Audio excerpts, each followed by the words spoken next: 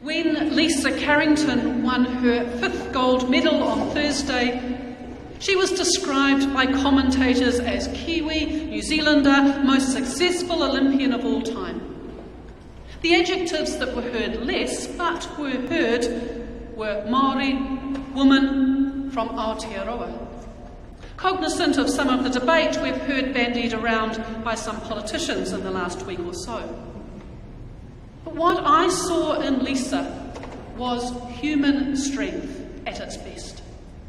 And so much hard work and pain put in before and during the race. Now, when we ask a family member, can you please pick up a loaf of bread on the way home from work, it's a very different response than it was from when I was a child buying the white crusty loaf wrapped in white paper from the local dairy. The adjectives have changed. Clarification is needed. Multi-grain, gluten-free, toast slice, sandwich slice pitta, all bread, but in so many flavours and forms. Our Gospel began with the words we heard last week. Jesus said, "I am the bread of life. Whoever believes in me will never be hungry, and whoever comes to me will never be hungry, and whoever believes in me will never be thirsty." But those who knew him, who'd seen his miracles, who regarded him as a teacher, now come and complain, how can he be the bread of heaven? He grew up round here, he's just like us, he's common. But when people are in times of need or when life is not going how they think it should, they often want to see or experience a God who comes with strength, through miracles, a God who answers clearly and quickly, a God who is there. And so the crowds are offended. Jesus makes the claim of being the bread from heaven. God would have nothing to do with the ordinary, the mundane, the everyday on earth with ordinary people. They know his father Jesus and his father Joseph and Joseph's lineage. How dare Jesus claim to be the manna, the bread from heaven? How can someone who is like them, ordinary, make a difference? Well, I suspect that we're not that different. I know I live each day thinking about how fragile the foundation we lay our faith on is. As I hear the experiences of women, men and children who are caught in the complexity of family violence, I doubt my own ability to make a difference. There are amazing advocates, social workers, good support structures, and I play a part in education. Yet I wonder if what I say and do is really that effective in the big scheme of things. The same when we look at inequity within our social structure, the growing gap between homeowners and renters and the unhoused. The scale of need can be totally overwhelming. And what we can do or offer at times seems insignificant or small. When Jesus talks about being the bread of life, the thirst quencher, he reminds us that bread and wine are ordinary, common, mundane, barely worthy of God's use. But that's the point. God uses the ordinary things, the basic white crusty loaf, the common elements, to work towards seeing God's love manifest in our world. Jesus, both common, ordinary, mortal, like you and me, yet also uncommon, divine, the Son of God.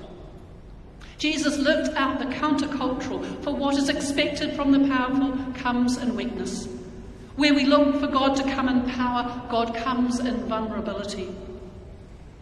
Where the divine is sought in justice and righteousness, it is often found in forgiveness and mercy.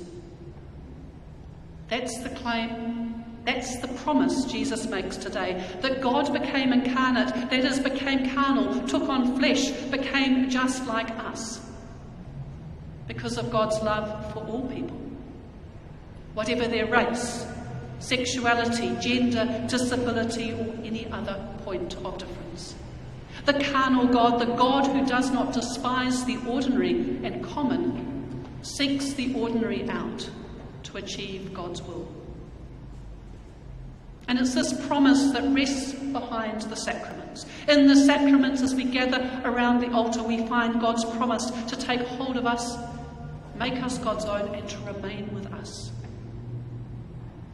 But we also find in the sacraments another promise which God makes to us, the promise of redemption, to use us, to make us use our skills and talents, inadequate or insufficient though they may seem. To use us to continue God's work of creating, redeeming, sustaining all that is. An incredible promise. Now, Lisa Carrington was assisted in winning her Olympic golds by wearing a speed suit, having the best boat and paddle, phenomenal coaching and support teams. But none of that is enough on its own.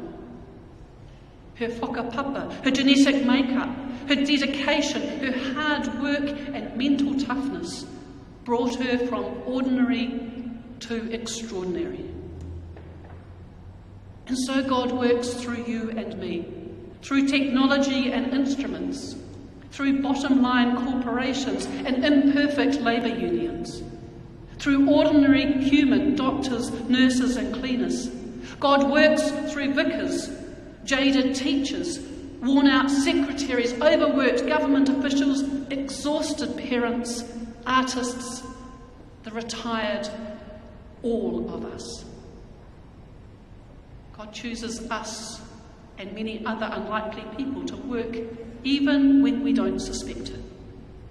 For just as God uses ordinary bread and wine to bring us God's acts of redemption, God also uses each of us to accomplish God's will and work in God's world. And yes, it can be hard at times to believe that and know that, but that's why we receives the sacrament, fed through body and blood, bread and wine. God's promise of forgiveness, acceptance, of wholeness and of life, given to each of us in a form that we can not only hear but also see, touch, taste and feel. The sacramental, bidding us to raise our eyes from confusion, from ambiguity of life for a moment, so that we may receive God's audacious, faith-provoking promises and thereby return to our lives in this confusing world with courage and with hope. And so we come today, gather around the altar. We come each week to hear God's word proclaimed in liturgy and music, the readings, the preaching. We come to receive God's sacrament and to be touched by God's presence. We come with our brains, with our hearts, with our minds, with our hands, our mouths, our bodies. We come and bring our ordinary skills and our extraordinary hopes and fears. We come to continue God's promise to use all that we have and are for God's glory. And we come in order that we can go from this place of worship to continue to make a difference in our hurting world.